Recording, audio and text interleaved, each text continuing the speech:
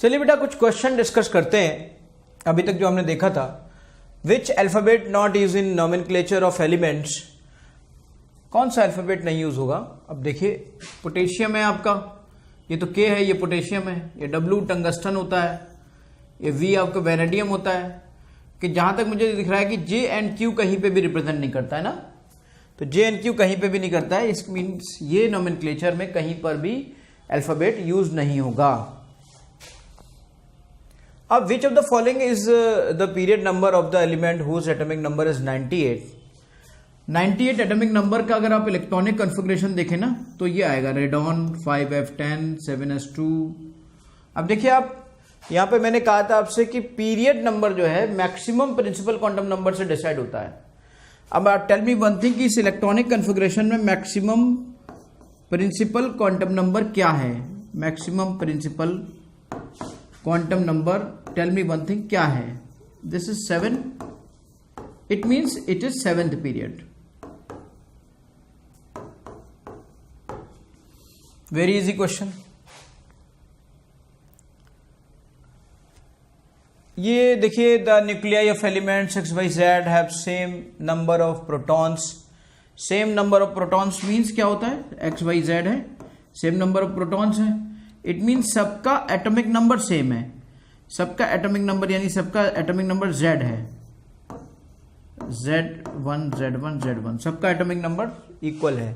Different number of protons यानी कि different number of protons, इसका मतलब सबका एटॉमिक वेट अलग अलग है।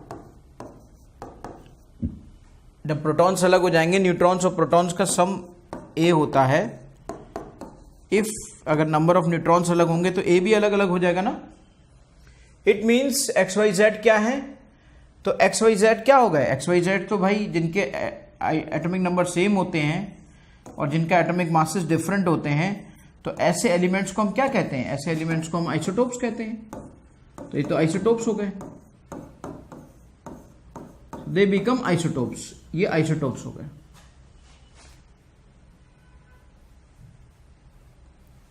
विच of the following is the artificial element in the periodic table. Artificial element तो देखिए बेटा ये सब तो मिलते ही हैं, यही है जो आर्टिफिशियल हो सकता है ना। विच of the following is a not a transition element.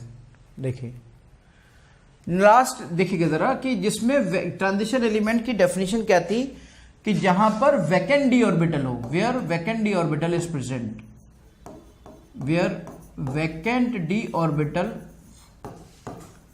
Is present.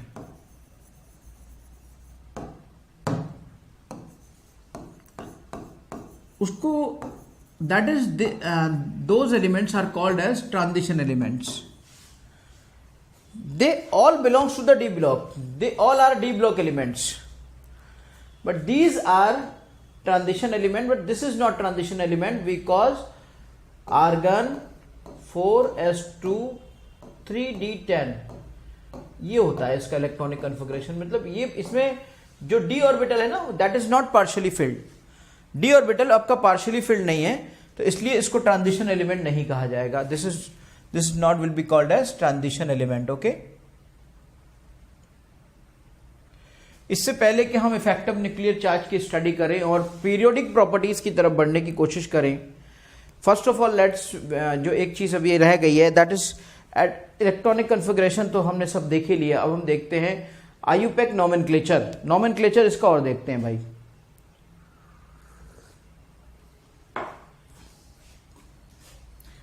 Nomenclature में चीजों को यहां पे देखते हैं। Nomenclature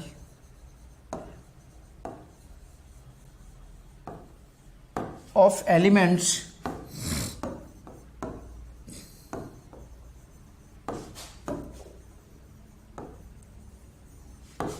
having atomic number greater than 100, जिसमें कि एटॉमिक नंबर ग्रेटर देन 100 हो, उसका हमें नॉमेनक्लेचर देखना है। देखिएगा जरा, जैसे हम सपोज करिए डिजिट्स हम आपको दे दें, 0 है, 0 का क्या लेंगे, 0 को बोला जाता है नील, और इसका सिंबल क्या होता है, इसका सिंबल होता है N। 1 को क्या बोला जाता है, 1 को बोला जाता है अन, इसका सिंबल होता है यू। 2 को क्या बोला जाता है बाई, इसका सिंबल होता है बी। 3 को ट्राई, इसका सिंबल होता है टी। 4 को क्वेड और इसका सिंबल होता है क्यू। 5 को पैंट, इसका सिंबल होता है पी। 6 को हैग्स, इसका सिंबल होता है एच।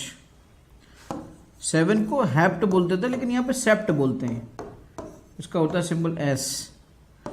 8 को ऑक्ट बोलते हैं, सिंबल होता है ओ। 9 को एन बोलते हैं, इन ऐसे, इसका सिंबल होता है ऐसे आपका A. So these are the symbols, और इनको किस तरीके से बोला जाता है, ये ऐसे बोले जाते हैं, ये ऐसे बोले जाते हैं। लास्ट में वर्ड को पूरा करने के लिए ईएम लगा देते हैं, लास्ट में वर्ड को कंप्लीट करने के लिए ईएम लगा देते हैं। एक एग्जांपल दूंगा छोटा सा, पहले आप इसको समझ लीजिए। 0 के लिए हमने नील यूज़ किया, इसके लिए अन, इसके लिए बी, ये सब यूज़ किए, क्वेड और ये सब सेप्ट और ऑक्टेन, है ना। तो दो चीज़ों को जैसे हमें ऐड करना है या हमें नाम लिखना है, तो हम कैसे किसी का नाम लिखेंगे। लेट्स सी, जैसे हम कहीं पर एक नाम हो कि यहाँ पूरा स्पेस खाली है, यहीं पे देखते हैं, जैसे मान लीजिए हम देखते हैं इसका 112 है, अब इसका हमें नाम लिखना है। तो अगर सिंबल में प्रेजेंट करना है तो इसके लिए देखिए 1 है तो इसके लिए यू सिंबल, इसके लिए बी सिंबल। तो ये सिंबॉलिक रिप्रेजेंटेशन हो गया, आईयूपैक नोमेनक्लेचर, आईयूपैक नेम हो गया। फिर एक दूसरा और क्या, कैसे हम लिख सकते हैं, जैसे हम लिख सकते हैं अन बीएम, अन बीएम। अब देखिए 1 के लिए अन हो गया, 1 के लिए अन हो गया, इसके लिए भी अन हो गया, इसके लिए बी हो गया, और प्लस साथ में क्या लगा देंगे ईएम। लेकिन अगर आई के बाद फिर से आई आए तो एक ही आई लेते हैं, यानी अन बीएम, इस तरीके से। आपको शायद याद होगा कि मैं कुछ ऐसे मैंने आपको दिखाया था कि इनके नाम ये देखिए लिखे गए हैं आईयूपैक, और उनके सिंबल को मैं रिप्रेजेंट कर रहा था। मैं उसी पीरियोडिक टेबल में फिर से एक बार चलता हूं, तो आपको बहुत आसानी से वो चीज़ें समझ में आ जाएंगी, क्लियर हो जाएंगी।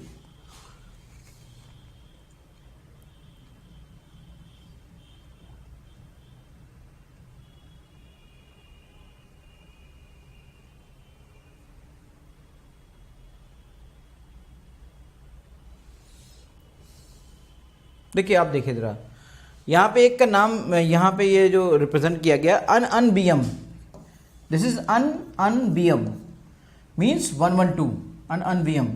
अन ट्रियम, अन ट्रियम, ये ऐसे नाम लिखा गया। इसका मीन पता है क्या, कितने एटॉमिक नंबर के लिए अन मीन्स 1, अन मीन्स 1 ट्री यानी 3, यानी कि 113 के लिए ये नाम रखा गया। फिर यहां पे देखिए एक और नाम रखा गया अन क्वेडियम, अन क्वेड 4 के लिए, और ये मैंने कहा था बाद में ऐड कर देते हैं, इसके लिए 1, इसके लिए 1, इसके लिए 4, यानी 114 का नाम क्या रखा जाएगा, जिसका एटॉमिक नंबर 114 होगा उसका नाम होगा अन क्वेडियम। जिसका एटॉमिक नंबर 115 होगा, ये 115 है, और इस 115 का देखेंगे आप, 115 में आपको मैं दिखा देता हूं, ये देखिए, ये देखिए 115, ये है अन बीएम यानी 112, अन ट्रियम यानी 113, अन क्वेडियम यानी 114, अन पेंटियम यानी 115, अन हेक्सियम 116, अन सेप्टियम 117, अन ऑक्टियम 118। इस तरह से नामों को, बहुत सारे नामों को इस तरह से, आईयूपैक का सिस्टम है ये, इस तरह से नामों को रखा जाता है। दीज आर द नोमेनक्लेचर, और उसके एग्जाम्पल आपने इससे बहुत अच्छे से क्लियर कर लिया। इट्स अ वेरी गुड, है ना, ये आपके लिए बहुत ही, इस तरह से आपने सीख लिया कि how they are named.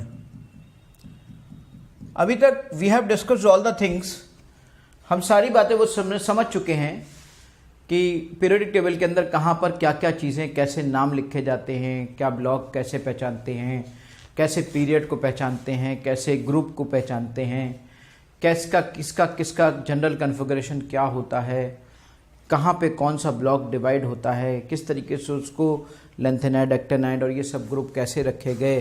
Periodic table की बहुत सारी बातें हमने समझी। अब हम शुरुआत करने जा रहे हैं पीरियोडिक प्रॉपर्टीज़ की। और पीरियोडिक प्रॉपर्टीज़ की शुरुआत में आप एक बात समझिए कि अगर पीरियोडिक प्रॉपर्टीज़ को हम करना चाहते हैं, पीरियोडिक प्रॉपर्टीज़ का मतलब जो एलिमेंट्स आपने अभी तक पढ़े उन एलिमेंट्स की अलग अलग प्रॉपर्टीज़ का पीरियोडिक डिस्कशन, पीरियोडिक स्टडी उनकी प्रॉपर्टीज़ की।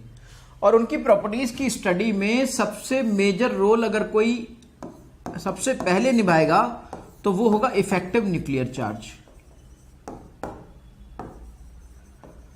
सवाल उठाइए, effective nuclear charge, what do you mean by the effective nuclear charge? What do you mean by the effective nuclear charge? देखिए, ऐसा होता है कि this is the nucleus, right? ये शेल्स हैं, इनमें इलेक्ट्रॉन्स हैं और यहां पर ये न्यूक्लियस इस इलेक्ट्रॉन को अट्रैक्ट करना चाहता है, ये इसका न्यूक्लियर चार्ज है। तो वैसे आप क्या कहोगे कि भाई इस न्यूक्लियर चार्ज से इस इलेक्ट्रॉन को ये अट्रैक्ट कर रहा है, पर एक्चुअली प्रैक्टिकली ऐसा नहीं हो पाता। क्यों नहीं हो पाता?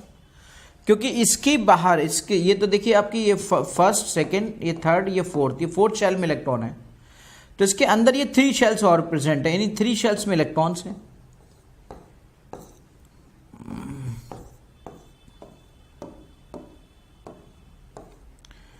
And these electrons are repelling each other. तो क्या हो रहा है कि इससे पहले कि इसका इफेक्ट यहां तक पहुंचे, तो इसके इफेक्ट को जैसे ये पहली शेल से गुजरता है इसका इफेक्ट थोड़ा कम हो जाता है, फिर सेकंड शेल से गुजरता है, फिर न्यूक्लियस के चार्ज का इफेक्ट कम हो जाता है, फिर थर्ड शेल से गुजरता है, फिर न्यूक्लियस के चार्ज का इफेक्ट कम हो जाता है। फोर्थ शेल तक आते आते जो न्यूक्लियस का एक्चुअल चार्ज होता है वो फोर्थ शेल के इलेक्ट्रॉन पर अप्लाई नहीं हो पाता। सवाल इस बात का उठता है, इसी को कहते हैं हम शील्डिंग इफेक्ट या स्क्रीनिंग इफेक्ट, कि इस शील्डिंग की वजह से ये जो पर्दे थे बीच में, ये जो स्क्रीनिंग थी, ये पर्दे थे, इसकी वजह से इस न्यूक्लियस का कंप्लीट चार्ज इस आउटर मोस्ट शेल के इलेक्ट्रॉन पर पूरी तरह से अप्लाई नहीं हो पाया। तो हम जो ये कैलकुलेशन लगा रहे थे कि चार्ज इतना है, न्यूक्लियस इतना बड़ा है, उसके अंदर इतना चार्ज है, इतने प्रोटॉन्स हैं, एक्चुअली वो अपना इफेक्ट डाल ही नहीं पा रहा था, क्योंकि प्रोटॉन पॉजिटिव होता है, इलेक्ट्रॉन नेगेटिव होता है, तो यहां पे उतनी फोर्स को लगा ही नहीं पा रहा था। क्यों? क्योंकि जितना फोर्स यहां पे था, सपोज करिए फोर्स उसका यहां पे था, वो फोर्स लगाने के लायक था 12, लेकिन वो बाहर के आउटर मोस्ट शेल पे फोर्स लगा पाया ओनली 3 या 4 या व्हाटएवर। तो जो फोर्स वो लगा पाया that is called effective force, और वो किसकी वजह से लगा? वो उस न्यूक्लियर चार्ज की वजह से लगा। सो इसलिए हम ये कैलकुलेट करना जरूरी है कि आखिर जो वैलेंस शेल का इलेक्ट्रॉन है, उस वैलेंस शेल के इलेक्ट्रॉन पे या जिस भी इलेक्ट्रॉन पर आप चार्ज का इफेक्ट देखना चाहते हो न्यूक्लियस के, तो एक्चुअली ये देखो तो कि इफेक्टिवली कितना न्यूक्लियस का चार्ज उस पर अप्लाई हो रहा है जिससे उसका अट्रैक्शन क्रिएट होगा। तो इसके लिए स्लेटर ने कुछ रूल्स दिए, Slater's rule for the screening constant. देखिए, जो नेचुरल वो चार्ज होता है वो Z होता है।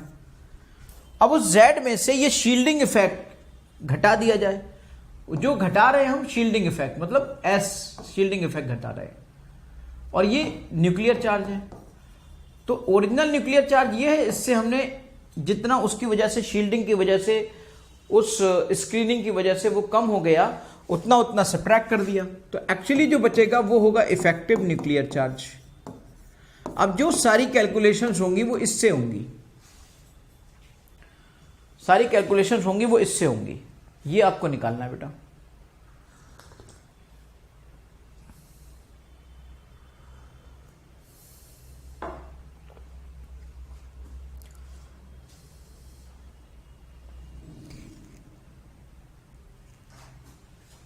अभी ट्रेंड्स एटॉमिक साइज का और सबका तो हम लोग बाद में देखेंगे, सबसे पहले ये तो देखें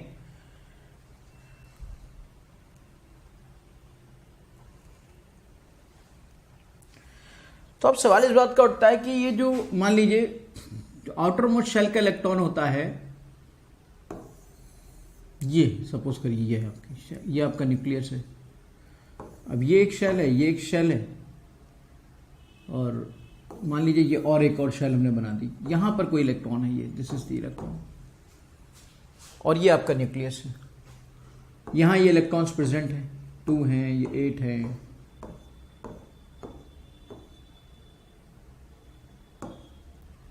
फिर मान लीजिए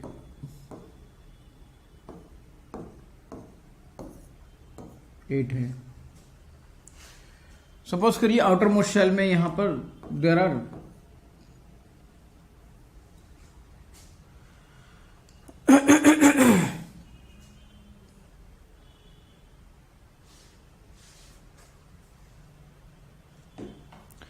आउटर मोस्ट शेल के इलेक्ट्रॉन्स हम यहां पे देखते हैं। अब यहां पे हमें क्या निकालना है कि इसकी वजह से इस पे कितना इंपैक्ट आया, वो इफेक्टिव न्यूक्लियर चार्ज निकालना है। ये मेन क्वेश्चन है हमारा, ठीक है बेटा। इस इफेक्टिव न्यूक्लियर चार्ज के लिए हमें कुछ रूल्स देखने पड़ेंगे। Z इज इक्वल टू होगा Z माइनस सिग्मा।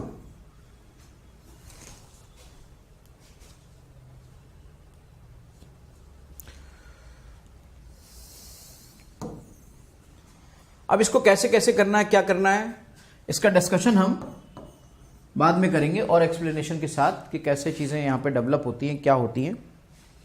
वैसे अगर छोटा सा आइडिया मैं आपको दूं तो सिग्मा निकालने की कैलकुलेशन, सिग्मा कैलकुलेट करने का तरीका है अपना अपना। जैसे मान लीजिए ये आउटर मोस्ट शेल के इलेक्ट्रॉन है, तो आउटर मोस्ट शेल के इलेक्ट्रॉन का जो कंट्रीब्यूशन होगा वो बेसिकली आउटर मोस्ट शेल के इलेक्ट्रॉन का जो वैलेंस शेल का इलेक्ट्रॉन होता है, valence shell electron means n number, यानी n नंबर जिसे मैं कहूंगा, उसका कंट्रीब्यूशन होगा 0.35 का। उसके बाद जो उसके आगे पेनल्टीमेट शेल होगी, पेनल्टीमेट शेल मतलब उसके अंदर वाली शेल n-1, उस शेल में जितने भी इलेक्ट्रॉन्स होंगे उनका कंट्रीब्यूशन उनको दिया जाएगा 0.85, और उसके अंदर के बाकी के जितने भी हैं, and now all internal electrons, वो चाहे किसी भी शेल में है, कंट्रीब्यूटेड टू 1, उनका कंट्रीब्यूशन 1 दिया जाएगा बेटा। जैसे आप यहां देख रहे हैं कि दिस इज 19, ये Z आपका 19 है, और इसका आपने देखा कि 2881 या 20 है, ये 2882 था, और आप इसका इफेक्टिव न्यूक्लियर चार्ज निकालना चाहते हो तो आपको इसमें सिग्मा कैलकुलेट करना पड़ेगा। सिग्मा कैलकुलेट करने के लिए आपको क्या करना पड़ेगा, आपको ये देखना पड़ेगा जिस बाहरी एक इलेक्ट्रॉन को देख रहे हैं ना, उसको काउंट नहीं करते, तो आउटर मोस्ट शेल में केवल एक इलेक्ट्रॉन होगा, तो ये होगा 1 × 0.35। फिर उसके अंदर वाली शेल में देखिए 8 इलेक्ट्रॉन्स हैं, उन 8 इलेक्ट्रॉन्स का कंट्रीब्यूशन होगा 0.85, और फिर उसके अंदर के देखिए ये 8 और ये 2, बाकी सबका जितने भी हैं सबका कंट्रीब्यूशन होगा 1। तो इस तरीके से सिग्मा की वैल्यू कितनी निकल के आएगी, आप जरा देखिए, 0.35 प्लस 8 5 × 40, 4 हो गया, 8 × 64, 4 68, ये 68 यानी 6.8 हो गया, ये आपका 10 आ गया बेटा। तो इस तरीके से आपका ये आ गया 6.15,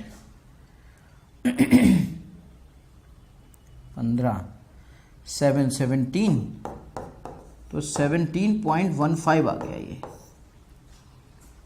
तो देखिए कहां 20 था ये, और उसमें से 17.15 सब्ट्रैक्ट हो गया। तो एक्चुअली क्या है, बहुत जमीन आसमान का फर्क है। इफेक्टिव न्यूक्लियर चार्ज कितना कम हो गया, देखिए ध्यान से, सिर्फ 2.85 बचा। कहां 20 हुआ करता था न्यूक्लियर चार्ज, और कहां 20 न्यूक्लियर चार्ज हुआ करता था, और उसके बाद बचा कितना था, ओनली 2.85। यानी जो इफेक्ट आएगा अब ना बैलेंस इलेक्ट्रॉन पर, वो इफेक्ट इसकी वजह से आएगा, ना कि इस 20 की वजह से। That's why we have to calculate effective nuclear charge. इसलिए इफेक्टिव न्यूक्लियर चार्ज का निकालना बहुत जरूरी था बेटा, ठीक है ना। इफेक्टिव न्यूक्लियर चार्ज पे हम और भी प्रैक्टिस करेंगे।